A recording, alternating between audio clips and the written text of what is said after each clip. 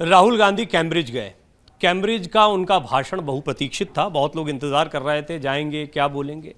लेकिन कैम्ब्रिज में विदेश की धरती पर जाकर उन्होंने कई ऐसी बातें कहीं जिनकी आलोचना ये कहकर हो रही है कि राहुल गांधी को अपने देश के विषय में इस तरह के अंतर्राष्ट्रीय मंचों पर नहीं बोलना चाहिए और इससे क्या देश की अखंडता पर, इससे क्या देश की इमेज पर कोई असर पड़ता है। इस पर बातचीत करने के लिए वरिष्ठ पत्रकार सुमित अवस्थी मेरे साथ मौजूद हैं। सुमित जी, सबसे पहले बहुत बहुत स्वागत है आपका। ये कुछ बातें हैं जो यहाँ पर दिख रही हैं और इन महत्वपूर्ण बातों में जो सबसे ज़्यादा चर्चित रहा वो ये रहा कि भारत में मीडिया और न्यायपालिका जो है वो नियंत्रण में है। फिर बाद में उन्होंने मेरे फ़ोन में पेगासस और ऐसी बहुत सारी बातें की। ये आरोप लगाना विदेशी धरती पर कैम्ब्रिज यूनिवर्सिटी में, क्या ये आलोचना का केंद्र बनना चाहिए? देखिए, राहुल गांधी ने जितना कुछ कहा मैं सबके समर्थन में या सबके असमर्थन में नहीं हूँ।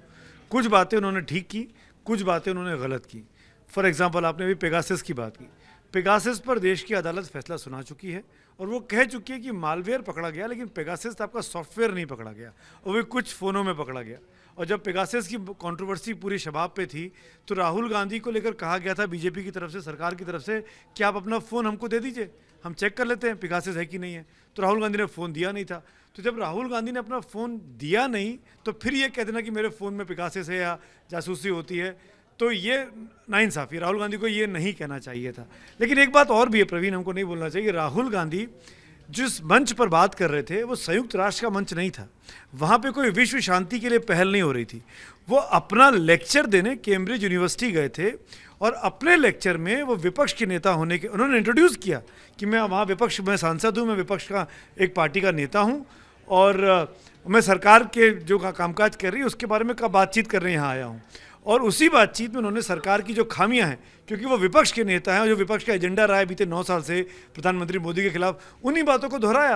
लेकिन पेगासस हो या दूसरी चीजें हो, इसका समाधान कैम्ब्रिज से भी नहीं मिलना था। जैसे आपने बिल्कुल ठीक कहा कि एजेंडा कर रहे थे ना उन भाई। आप विदेश में जाके बात कह रहे हैं, आज हम और आप चर्चा कर रहे हैं ना। 2 दिन पहले भाषण दिया उन्होंने, 2 दिन से इस देश में वापस पेगासस जिंदा हो गया। तो बड़े नेता मोमेंटम बनाने के लिए, माहौल बनाने के लिए भी चीज़ों को बार बार हवा देते हैं। सुप्रीम कोर्ट कितनी बार कह दे कि राफेल में घोटाला नहीं हुआ, सुप्रीम कोर्ट कितना कह दे कि पेगासस नहीं हुआ, पर विपक्ष क्या करेगा? विपक्ष कैसे नरेंद्र मोदी को घेरेगा? राहुल गांधी अपनी दुकानदारी कैसे चलाएंगे? राजनीतिक दुकानदारी ऐसे ही चलाएंगे ना कि नरेंद्र मोदी करप्ट हैं या नरेंद्र मोदी करप्शन के पीछे खड़े हैं या नरेंद्र मोदी ऑटोक्रेट हैं, तानाशाह हैं। इस तरह की बातें विपक्ष उनके ऊपर चिपकाना चाहता है। लेकिन चुनाव दर चुनाव अभी हमने पूर्वोत्तर में देखा, कांग्रेस पार्टी 9 साल पहले जिस पूर्वोत्तर में डंका बजता था वो 9 साल में खत्म हो गई है। आज 180 विधानसभा सीटों में से 8 पर कांग्रेस पार्टी जीत कर आई है और बीजेपी जो ना के बराबर थी वो बीजेपी के पास आज 2 तीनों राज्यों में इनफैक्ट सरकार बनाने वाली है, या तो अपनी मदद से खुद की या सहयोगियों के साथ। तो ये राहुल गांधी को समझने की ज़रूरत है कि उनको क्या बात कब कहनी चाहिए। जैसे फॉर एग्जांपल एक चीज़ उन्होंने उस कैम्ब्रिज के भाषण में इस सरकार की तारीफ भी की, उज्ज्वला योजना को लेके, कि ये काम उन्होंने अच्छा किया है। तो ऐसा नहीं है कि उन्होंने गलत बोला। तो उज्ज्वला योजना का सर्टिफिकेशन के लिए नरेंद्र मोदी को राहुल गांधी की ज़रूरत नहीं है, पर राहुल गांधी ने ये इस सरकार के अच्छे कामों को भी वहाँ पर बताने की कोशिश की है। जी, एक साथ ही साथ उन्होंने निर्माण पर जो टिप्पणी करी है, इंफ्रास्ट्रक्चर की तो बड़ी तारीफ हो रही है, लेकिन वो कह रहे हैं निर्माण में बड़ी कमी आई है। असमानता का मुद्दा तो बार बार उठाते रहे हैं। आपको लगता है कैम्ब्रिज यूनिवर्सिटी का ये मंच इन मुद्दों को उठाने के लिए मुफीद था, या फिर आपने तो खैर इसका एक लाइन में जवाब दे दिया कि वो एजेंडा सेट करेंगे, अपना कोई भी मंच उनको मिले और इन मुद्दों पर बातचीत हो। लेकिन ऐसा लग रहा था कि वो एक पॉलिटिकल भाषण दे रहे हैं बजाय कैम्ब्रिज यूनिवर्सिटी में संबोधित करने के विषयों पर बोलने। नहीं, मुद्दा ही पॉलिटिकल भाषण का था। वो अपना भारत जोड़ो यात्रा के दौरान जो उन्होंने अनुभव किया, अपना 3-4 महीने की यात्रा में 3,500-4,000 किलोमीटर जो चले, उस पर लेकर उन्होंने की क्या राय बनी, उसी पर उनका पेपर प्रेजेंटेशन था। तो जाहिर तौर पर सियासी बातचीत करेंगे। जिस भारत जोड़ो यात्रा में राहुल गांधी ने कहा कि इसका राजनीति से कोई मतलब नहीं है, उन्होंने हर हफ्ते एक प्रेस कॉन्फ्रेंस की और हर हफ्ते केवल राजनीति की ही बातें की। चाहे वो अडानी का मामला हो, चाहे वो नरेंद्र मोदी पे हमला करना हो, चाहे वो हिंदू मुसलमान की एकता की बात हो, जगह जगह से वही राजनीति हैं तो राजनीति करेंगे वो जामा कोई भी ओढ़े। लेकिन मुझे ऐसा लगता है कि जब नरेंद्र मोदी भी प्रधानमंत्री नहीं थे और वे विदेश में जाते थे तो वो वर्तमान उस वक्त की जो सरकार थी दिल्ली में मनमोहन सिंह की, उनकी खामियां गिनाते थे। तो अगर विपक्ष का नेता बाहर जा रहा है, कोई पेपर प्रेजेंट कर रहा है, कोई सियासी प्रेजेंटेशन है, तो वो सियासी बात ही करेगा ना। राहुल गांधी की मैं तब आलोचना करता जब वो भारत का प्रतिनिधित्व कर रहे होते, संयुक्त राष्ट्र के जैसे किसी बड़े वैश्विक मंच पे होते और वहां जाकर वो भारत की खामियों को गिनाते, तो मुझे लगता है कि राहुल गांधी की तब पुरजोर तरीके से बीजेपी को या बीजेपी के नेताओं को आलोचना करनी चाहिए थी। उनकी भाषण की बातों की आलोचना मैं कर सकता हूं, लेकिन ये कह देना कि राहुल को बाहर जाकर आलोचना करने का अधिकार नहीं है, इस बात से मैं सहमत नहीं हूं। अगर प्रधानमंत्री चुनाव के पहले नरेंद्र मोदी जब प्रधानमंत्री नहीं थे, वो भारत की खामियां गिनाते थे, भारत सरकार की खामियां गिनाते थे, तो राहुल गांधी गिना रहे हैं। राष्ट्रीय स्तर पर सबसे बड़ी पार्टी का प्रमुख चेहरा है, ये बात सही है कि कोई पद नहीं है, कोई इस तरह से ऑफिशियली वो रिप्रेजेंट करने के लिए भी नहीं जा रहे हैं। इस सब के बावजूद उस मंच पर जाकर चीन सद्भावना को प्रेरित करता है और चीन को लेकर जिस तरह की बात उन्होंने कही है वो आलोचना का विषय बन रही है। फिर क्या आपने पहले कहा है हालांकि कि मैं राहुल की हर बात का समर्थन नहीं करता, लेकिन फिर भी आपको लगता है कि राहुल का ये जो भाषण है इसको देखने के बाद एक बार फिर लगता है कि जब वो पैदल चलते हैं, भारत जोड़ो यात्रा करते हैं, तब बात और होती है, लेकिन जब भाषण देते हैं तो मामला गड़बड़ा जाता है। चीन सद्भावना की जो बात उन्होंने की, हार्मनी के लिए हमको चीन को देखना चाहिए। अब मुझे उसमें दूसरी एक चीज़ दिखती है जो शायद किसी ने पकड़ी नहीं है, हो सकता है कि मैं ज़्यादा सोच रहा हूँ। वो लेफ्ट को एड्रेस कर रहे हैं। वो लेफ्ट पार्टियां जो चीन से संचालित होती रहीं या चीन के रास्ते पे चलती रहीं, कभी सीपीआई, कभी सीपीआईएम या फॉरवर्ड ब्लॉक, चुनाव का माहौल देश में तैयार हो चुका है। लेफ्ट पार्टियों के साथ कांग्रेस ने हाल ही में गठबंधन किया, चुनाव लड़ा त्रिपुरा में। आने वाले वक्त में हो सकता है कि कांग्रेस पार्टी पश्चिम बंगाल और केरल पे जहाँ पर अभी जो सरकार है कांग्रेस पार्टी, वहाँ मुख्य विरोधी पार्टी है, वहाँ लेफ्ट की सरकार है, लेफ्ट का मुख्यमंत्री है। इन परिस्थिति में मुझे ऐसा लगता है कि आने वाले वक्त में कांग्रेस शायद लेफ्ट के साथ गठबंधन का रास्ता खुला रखना चाहती है, इसीलिए वो चीन को लेकर सॉफ्ट दिखाई दिए, हार्मनी की बात करे।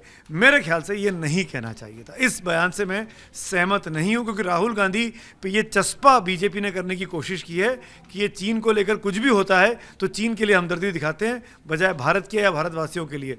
याद होगा आपको, जब पूरी कंट्रोवर्सी चल रही थी सीमा विवाद को लेकर, गलवान को लेकर, तो उनकी तस्वीर सामने आ गई थी, चीन के डिप्टी एम्बेसडर के साथ वो खड़े हुए थे जब यूपीए की सरकार थी। उसको लेकर बीजेपी ने घेरा कि राहुल गांधी चीन के साथ डॉक्यूमेंट शेयर करते हैं, वगैरह बातें करते हैं, उनके संबंध अच्छे हैं। तो राहुल गांधी को पता है कि उनकी कमजोरियां कहाँ हैं, या पता नहीं है तो पता होना चाहिए कि इस मुद्दे पर वो घिर सकते हैं। इसीलिए बीजेपी इस पूरे मामले को लेकर, जो हार्मनी वाली बात है, सौहार्दपूर्ण वाली बात है, राहुल गांधी को घेरी और घेरती भी रहेगी। मेरे ख्याल से राहुल गांधी को इस बयान से बचना चाहिए था। वो कुछ और एग्जाम्पल देके कोट कर सकते थे। चीन और पाकिस्तान हमारी विदेश नीति के दो ऐसे नासूर हैं, दो ऐसे दर्द हैं जो वक्त पर कभी कांग्रेस के लिए, कभी भाजपा के लिए परेशानी का सबब बनते रहे हैं। और आज की तारीख में जिस तरह का नैरेटिव एक बार बन जाता है, उससे निकल पाना मुश्किल हो जाता है। एक और बात जो आलोचना करते हुए कई जगह पर कही गई है, विभिन्न मंचों से वो बातें कही गई, पुरानी बातें याद की गई हैं।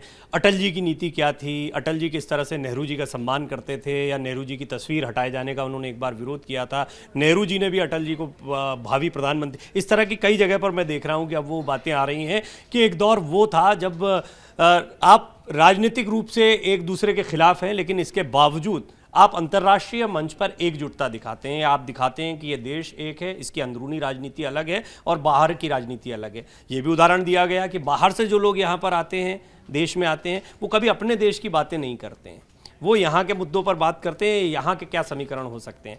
तो ऐसे में क्या ये आलोचनात्मक बिंदु बनता है राहुल गांधी के भाषण का कि हमारे देश की जो परिपाटी रही है राजनीतिक रूप से, वो कोई भी राजनीतिक दल हो, मैं जानता हूँ निश्चित तौर पर हो सकता है कि हाल की राजनीति में आप कुछ और भाषण कोट करें, लेकिन फिर भी राहुल गांधी स्पेसिफिक रखकर अगर हम बात करें तो आपको लगता है कि आलोचनात्मक है? देखिए, राहुल गांधी अगर नरेंद्र मोदी या उनके सरकार की खामियां गिनाते हैं, उनकी आलोचना करते हैं, तो उसका अधिकार है उनको। मैं बार बार रिपीट कर रहा हूं अपने आप को। जब प्रधानमंत्री नरेंद्र मोदी विदेश जाते हैं तो वो भी तो यूपीए सरकार की खामियां गिनाते हैं। वो भी तो ये कहते हैं कि 17-14 के पहले इस देश के अंदर कुछ नहीं हो रहा था, या जो कुछ देश में गड़बड़ियाँ हुई, करप्शन का माहौल था, या एक परिवारवाद की बात करते हैं, तो ये भी तो उन्होंने विदेशों में जाके कहा, अमेरिका में, ब्रिटेन में, तमाम जगहों पर। वो कोई छुपा नहीं है। तो राहुल गांधी वैसे ही जवाब देते हैं। राहुल गांधी अगर विदेशी ऑडियंस के बीच में है जहाँ पे हिंदुस्तानी उनके लोग बैठे हुए हैं, और उनको देखिए, आज से 15 साल पहले, 10 साल पहले परिस्थितियाँ दूसरी थी। अब हम एक ग्लोबल विलेज में रहते हैं।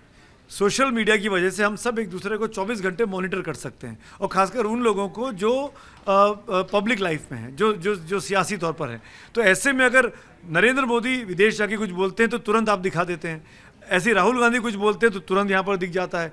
तो भाई वो तो उनको पता है कि मेरी बात वहाँ देखी जाएगी, मेरी बात पर वहाँ पे मंथन होगा, मेरी बात पर वहाँ पर डिबेट्स होंगे, तो मैं क्यों ना बोलूँ। अगर मुझे मेरी बात की वजह से मैं सुर्खियों में हूँ, मुझे फुटेज मिलने वाला है, मुझे विश्लेषण होने वाला है, तो वो कहते हैं। और उनके एजेंडे में ये चीज़ फिट बैठती है राहुल गांधी के कि वो सरकार की खामियां गिनाए। हाँ, अगर देश के खिलाफ बोल रहे होते, अगर वो ये कह रहे होते कि देश जो है वो सत्यानाश हो गया है या देश में सब कुछ खराब चल रहा है, ऐसा ये कह रहे हैं कि इंफ्रास्ट्रक्चर जो है वो कमज़ोर हुआ है, असमानता है, आतंकी हमलों की या आतंकियों की वजह से। तो यहाँ बोलते रहे असमानता की बात, हिंदू मुसलमान एकता में कमी की बात पूरी भारत जोड़ो यात्रा इसलिए निकाली कि हम सबको जोड़ के रखना चाहते हैं। तो ये बात तो यहाँ भी कहते रहे, जो बात यहाँ कहते हैं वो अमेरिका में या लंदन में बैठे आदमी नहीं सुनते होंगे, ऐसा थोड़ी है। उनको भी वहाँ पता लग रहा है, भारतीय ऑडियंस वहाँ भी है, उनकी पूरी दिलचस्पी कि यहाँ नेता क्या कर रहे हैं क्या नहीं कर रहे हैं। तभी हमारे नेता चाहे नरेंद्र मोदी जाएँ चाहे राहुल गांधी जाएँ, उनके पास वहाँ पे ऑडियंस इकट्ठी होती है, उनको वो सुनने आते हैं। भले ही 200 आदमी हो, 2000 आदमी हो, 2 लाख आदमी हो, वो अलग दीगर मामला है। पर क्योंकि वहाँ ऑडियंस है, क्योंकि हम कैमरे के ज़माने में रह रहे हैं, क्योंकि सोशल मीडिया का ज़माना है, तुरंत चीज़ें वेबकास्ट हो जाती हैं, लाइव कास्ट हो जाती हैं, तो बात अपनी अपनी की जाती है। राहुल गांधी ने वो किया, लेकिन मुझे फिर मैं कहना चाहूँगा कि कुछ बातें ऐसी थी उस भाषण में, जैसे चीन वाली बात, वो नहीं करनी चाहिए थी। राहुल गांधी विदेश में जाके आलोचना हिंदुस्तान की कर सकते हैं, हिंदुस्तान की सरकार की कर सकते हैं।